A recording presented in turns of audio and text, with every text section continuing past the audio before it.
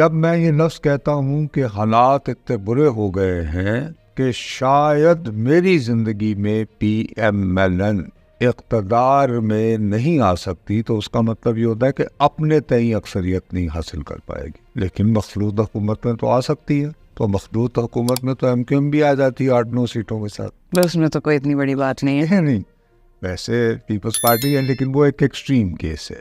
ہاں وہ جو آر ٹی ایس بٹھاتے ہیں اور آر ٹی ایس کو کھڑا کرتے ہیں، وہ اگر ساتھ مل جائیں تو 2/3 میجورٹی کے ساتھ بھی آ سکتے ہیں۔ اب دیکھنا یہ پڑے گا کہ کیا مسلم لیگ نون عوامی طاقت کے بلبوتے پر اقتدار میں آنا چاہتی ہے یا آر ٹی ایس کے ذریعے آنا، اتنی سی بات ہے۔ تو نواز شریف کی تو آئیڈیالوجی شروع سے یہی رہی ہے کہ عوامی طاقت پہ آنا ہے یا سول سپریمیسی۔ اور صدقے عوام تو یہ 3 سال کی ایکسٹینشن کو ووٹ کس نے دیا تھا؟ مسلم لیگ شین تھی کوئی؟ کیا پتا وہ بھی آ ہی جائے کچھ سال میں، بغیر وہ دیا گیا تھا ایکسٹینشن؟ نہیں ان کی obviously پتا نہیں ہوتا کیا یہ سارے لندن نہیں گئے تھے؟ کیا خواجہ آصف نے آن ایئر نہیں کہا تھا کہ جی وہاں پہ ہم لوگوں نے حلف اٹھایا ہے گفتگو ہم نے نہیں دینی؟ کیا شہباز شریف اس وقت لندن میں موجود نہیں تھے جبکہ ابھی اس کا مینیوسکرپٹ پبلک میں نہیں آیا تھا تو انہوں نے اعلان کر دیا تھا کہ جی ہم غیر مشروط حمایت کا اعلان کرتے ہیں؟ بھائی پہلے لاتے پڑھ لا ایڈا کالا شہباز شریف توں، اور اپنے بھائی کی مرضی کے بغیر کہہ دیا تھا وہاں پہ۔ That was the first date, اس کی بھی سنوائی نہیں ہوئی کیونکہ کوئی آپ پہ احسان نہیں کرتا۔ انہوں نے سوچا یار اسی طرح جیل پکڑ کے باہر بھیج دیتا، احسان کی طرح رہتے، ورنہ آپ جیل میں بس وہی گل مل کے ختم ہو جاتے۔ بھائی صاحب ہم نے تو آپ کو باہر بھیجا۔ تاریخ میں پہلی مرتبہ ہوا سزا یافتہ مجرم کو پہلے آپ ہسپتال پہنچ جاتے ہیں، ہسپتال سے پھر آپ لندن بھیج دیتے ہیں۔ ٹھیک، وہ کرنے کے بعد انہوں نے کہا کہ ان ساڈا حق ایتھے رکھ، ہم نے آپ کو لندن بھیجا، آپ اب ایکسٹینشن لیں۔ السلام علیکم، وعلیکم السلام۔ That was so obvious deal, بس گیو اینڈ ٹیک۔ وہ ہو گئی جب، تو ان کا یہ خیال تھا کہ چلو یار اب ہماری مشکلات آسان ہوں گی۔ انہوں نے سب سے پہلے پکڑا خواجہ آصف کو، کہ عمران خان بھی تو میں ضد پہ آواں ضد پہ آواں، وہ بھی تو ہیرو تھے نا، اور ان کو نفرت تھی خواجہ آصف صاحب سے۔ اور خواجہ آصف نے مین کردار ادا کیا تھا کیونکہ وہ سمدھی صاحب سے سیالکوٹ گرڈ کی وجہ سے دوست تھے۔ پاکستان مسلم لیگ کو یہ سیل کرنے میں کہ جی بس چھوڑے، let's bygones be bygones, یہ کہنا کہ جی سیاست میں سمجھوتا ہی نہیں ہوتا، وہ غلط بات ہے۔ آخر اتنے بڑے ہیرو جو آج کل اٹک کی جیل میں ہے تو ایک لمبی داستان ہے، وہ بھی تو سمجھوتے کر کے ہی آئے تھے نا، تو وہ ہوتا ہے، سارے کرتے ہیں۔ یعنی کہ محترمہ بے نظیر بھٹو 1988 میں جب آئی تھی تو بہرحال مذاکرات ہوئے تھے۔ مذاکرات کون کرتا تھا؟ انتخاب جیت چکی ہیں، انہیں نوازا رسول اللہ کہہ رہے تھے کہ بیٹھیں، آپ کو کلیئر میجورٹی نہیں ملی ہے، اقتدار مت لیں، اپوزیشن میں بیٹھیں، کہ میں حکومت نہیں بنا رہی۔ لیکن ان کے ارد گرد جو لوگ تھے انہوں نے کہا کہ اگر یہ انتخاب بھی ہے، اس سے پہلے ہم نے 85 کے الیکشن میں حصہ نہیں لیا، 85 پہ چھوڑ دیا تو ہم تو ختم ہو جائیں گے، کیونکہ بطور قوم ہم باتیں بہت کرتے ہیں، بڑھ کے لگانے میں ہم خود بھی بہت موقع پرست قوم۔ آپ اپنے یعنی کہ وہ دیکھیں نا محاورے، وہ یار کس طرح گھا نہیں لگ سکتا، we are always looking for shortcuts. تو یہ کو مریخ سے تو نہیں آئے نا ہمارے لیڈران کرام، وہ بھی تال آندے چکری رہتے ہیں۔ جب ہم شارٹ کٹس کے شوقین ہیں تو وہ بھی ہوں گے بہرحال۔ لیکن 3 دن تک مذاکرات کے لیے چودھری اعتزاز احسن صاحب اور افتخار گیلانی صاحب یہ جاتے تھے جی ایچ کیو، اور اسلم بیگ صاحب سے مذاکرات کرتے تھے رات کی تاریکیوں میں۔ اور پھر 3 معاہدے ہوئے تھے کہ جی ایک تو بی بی نیوکلیئر پروگرام میں کبھی مداخلت نہیں کریں گی، ماضی کے بدلے نہیں لیے جائیں گے کہ فلاں مدن نے اگر کوڑے مارے تھے کوئی گل نہیں، اور یہ کہ وزیر خارجہ ان کا ہوگا صاحبزادہ یعقوب، اور اس امر کو یقینی بنانے کے لیے کہ آئی ایم ایف کے ساتھ جو معاہدہ کیا ہے ڈاکٹر محبوب الحق نے اس پر کامل عمل درآمد ہو۔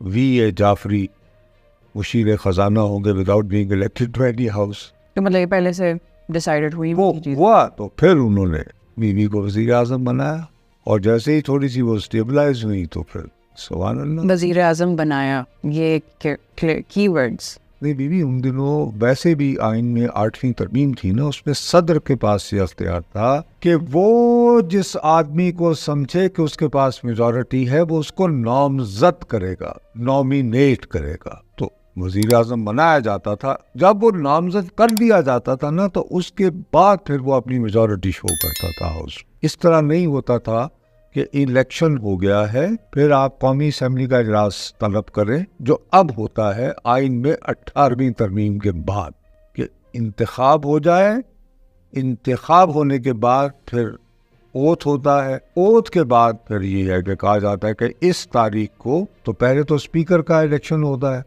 اس کے بعد یہ جی کہ اب انتخاب ہوگا وزیر اعظم کا.